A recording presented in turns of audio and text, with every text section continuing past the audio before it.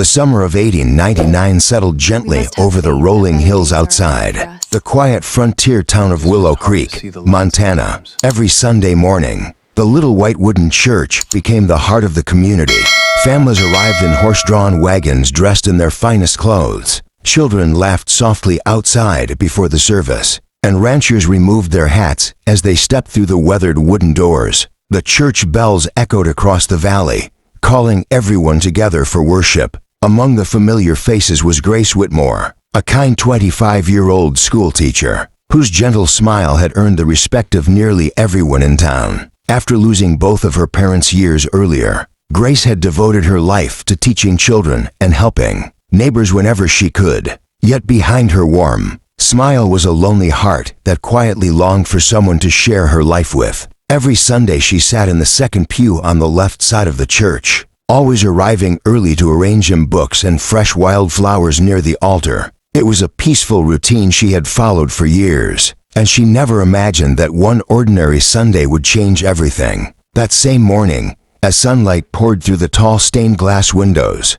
the heavy wooden church door slowly opened. A stranger stepped inside. He was tall, broad-shouldered, and carried himself with the quiet confidence of a man who had seen both hardship and honor. His worn brown jacket showed years of honest work, and his weathered black cowboy hat bore the marks of countless miles beneath the Montana sky. A neatly trimmed beard framed his thoughtful face, while his tired eyes revealed a sorrow he carefully kept hidden from the world. His name was Daniel Carter, though no one in Willow Creek knew it yet. Without speaking to anyone, he respectfully removed his hat and walked to the third pew, from the back on the right side of the church, choosing the exact same seat where sunlight quietly reached through the window. He bowed his head and folded his hands in silent prayer. Grace noticed him immediately. She had lived in Willow Creek long enough to recognize every rancher, merchant, blacksmith, and farmer. This man was different. He wasn't simply passing through.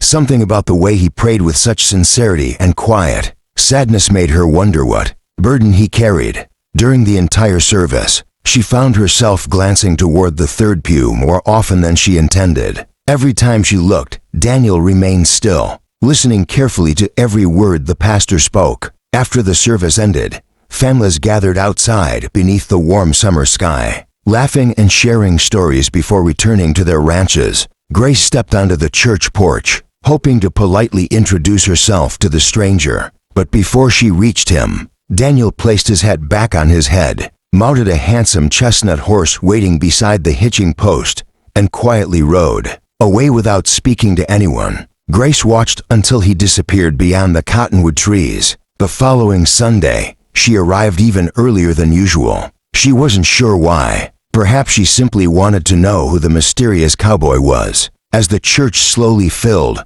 her eyes kept drifting toward the doorway. Just as the bell rang, Daniel entered once again. Just as before, he removed his hat respectfully and walked directly to the same third pew without hesitation. He neither greeted anyone nor looked around the room. Grace couldn't help smiling slightly. He came back. Again, he left immediately after the service before anyone could speak with him. Soon the town began whispering, "Who is that cowboy? Where does he live? Why won't he talk to anyone?" Some guessed he was a cattle buyer. Others believed he had fought in distant range wars. A few even claimed he might be hiding from his past, but no one truly knew.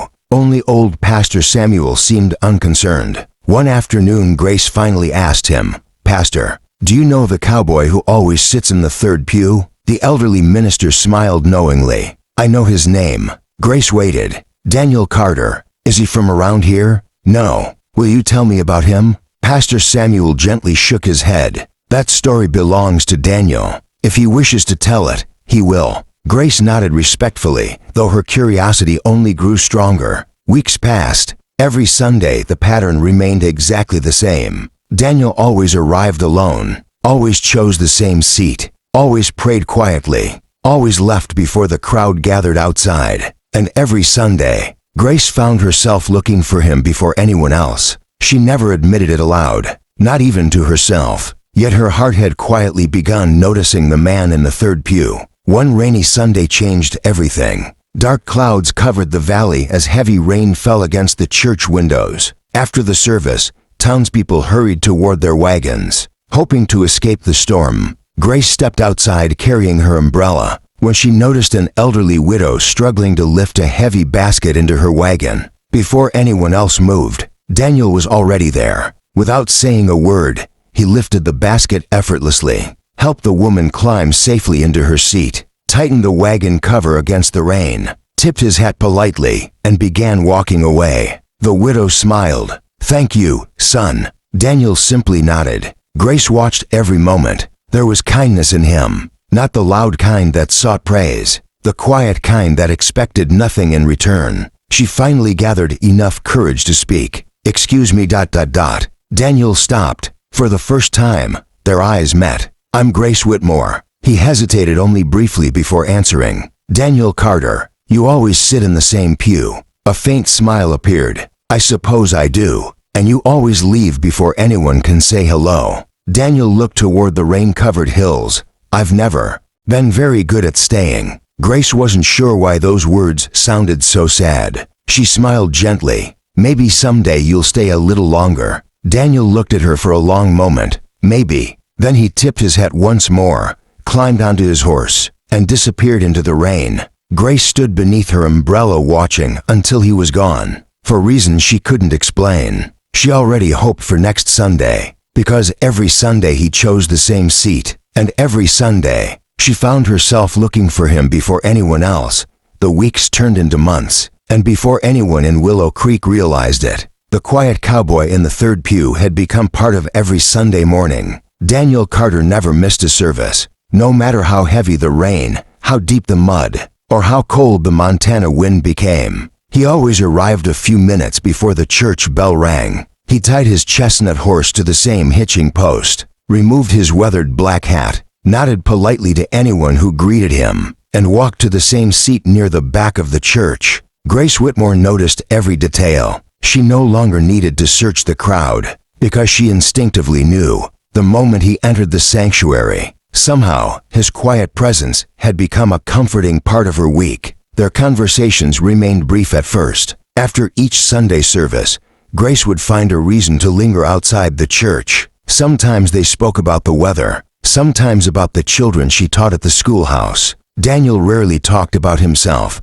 but he always listened carefully. Grace realized he wasn't rude or unfriendly. He simply carried the weight of memories that made words difficult. One bright Sunday afternoon, after most of the congregation had gone home, Pastor Samuel invited everyone to stay for a picnic beside the river. Families spread blankets beneath the cottonwood trees, while children chased butterflies through the tall grass. Grace secretly hoped Daniel would stay. To her surprise, he did. He stood quietly beneath an old oak tree, watching the families laugh together. Grace carried 2 cups of fresh lemonade toward him. "I thought you might leave early," she said with a smile. "I almost did. What changed your mind?" Daniel looked across the river where children were skipping stones. "I've spent too many years riding away." Grace handed him a cup. "Then maybe today is a good day to stay." For the next hour, they talked more than they ever had before. Grace learned that Daniel owned a modest ranch nearly 20 miles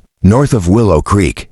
He raised horses and worked alone except during cattle drives. He enjoyed reading whenever he had time and had once dreamed of becoming a teacher before life took him down a different path. "You wanted to teach?" Grace asked. Daniel smiled faintly. "My mother believed education could change a man's future." "It can. I know." Grace noticed the sadness returning to his eyes. "You miss her?" Daniel nodded quietly. "Every day." The conversation paused as the wind gently rustled the leaves overhead. Grace wanted to ask about his family. Something told her not to. Instead, she simply sat beside him in comfortable silence. From across the field, several townspeople watched the two together. Old Mrs. Jenkins leaned toward Pastor Samuel and whispered, "Those two look like they belong together." The pastor smiled. Sometimes God writes beautiful stories very slowly. As autumn arrived, Grace and Daniel became trusted friends. Every Sunday they walked together after church along the dusty road leading toward the schoolhouse. Daniel often repaired broken fences for elderly widows without asking for payment. Grace organized food drives for struggling ranch families after a difficult drought. Before long, They found themselves working side by side, helping others throughout the valley. Still, one question remained unanswered. Who was Daniel before he came to Willow Creek? Late one afternoon, Grace finally asked. Daniel ... Yes, everyone has a story. He looked toward the distant mountains. So do you. I know. She hesitated. But I want to know yours. Daniel became very quiet. For several moments, only the sound of the wind filled the silence. Finally he spoke. 5 years ago, I had a wife. Grace's heart stopped. Her name was Sarah. His voice trembled. She was the kindest person I'd ever known. Grace listened without interrupting. We had a little boy named Thomas. Daniel smiled sadly. He laughed every morning before sunrise. Tears slowly filled his eyes. One winter, sickness came through our valley. Grace already knew where the story was going. Doctors couldn't reach our ranch because of the snow. His voice broke. I buried them both beneath the pine trees overlooking the river. Neither of them spoke. Grace could barely breathe. After that, Daniel whispered, I stopped believing there was anything left for me. So why did you come here? He looked toward the church standing quietly across town. One night an old preacher found me sleeping beside a campfire. Pastor Samuel? Daniel nodded. He told me there was still hope if I was willing to keep walking. Grace finally understood. That's why you sit in the same seat. Daniel smiled gently. The sunlight from that window reminds me of the church, where Sarah and I were married. Grace felt tears running down her own face. Without thinking, she reached for his hand. For the first time in years, Daniel didn't pull away. The following Sunday, something unexpected happened. A wealthy ranch owner named Henry Collins approached Grace after church. I've heard you've become friendly with Daniel Carter. Grace nodded carefully. Henry lowered his voice. Be careful. Why? He wasn't always just a rancher. Grace frowned. What do you mean? Henry sighed. Years ago, Daniel worked as a deputy marshal. She stared in surprise.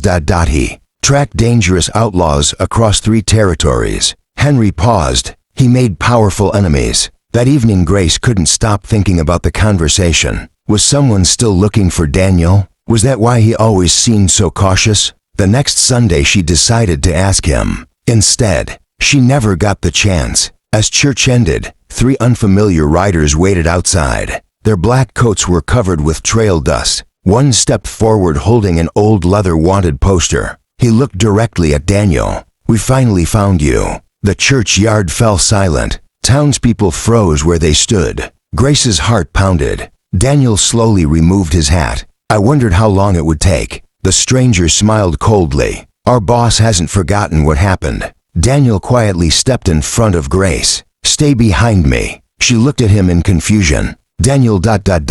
He spoke without taking his eyes off the riders. No matter what happens next ... I'm glad I stayed long enough to know you. The 3 men reached toward their revolvers. The peaceful churchyard suddenly became frighteningly still. Grace realized the man she had waited to see every Sunday ...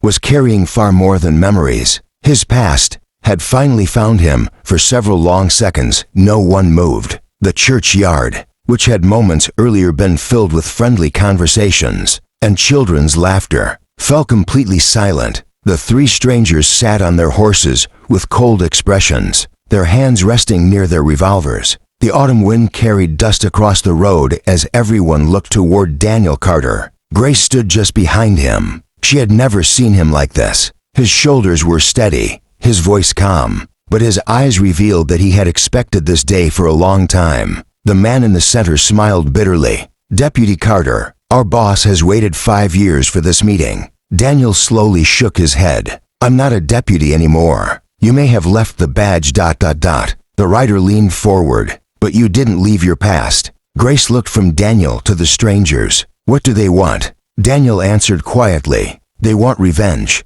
Pastor Samuel stepped forward. This is God's house. The leader removed his hat respectfully. We're not here to harm anyone else, Pastor. He pointed toward Daniel. We've only come for him. Daniel glanced toward Grace. I told you there were parts of my life I wished had stayed buried. Grace took one step closer. Then don't face them alone. Daniel looked into her eyes. For the first time since arriving in Willow Creek, he wasn't carrying the burden by himself. That afternoon, Sheriff Ben Harper gathered several trusted ranchers to protect the town. After hearing Daniel's story, everyone finally understood the truth. Years earlier, Daniel had served as one of the most respected deputy marshals in the territory. He had risked his life bringing violent criminals to justice. One outlaw leader had sworn revenge after Daniel arrested his brothers. When tragedy claimed Daniel's wife Sarah and little Thomas, he resigned his badge and disappeared, hoping to leave violence behind forever.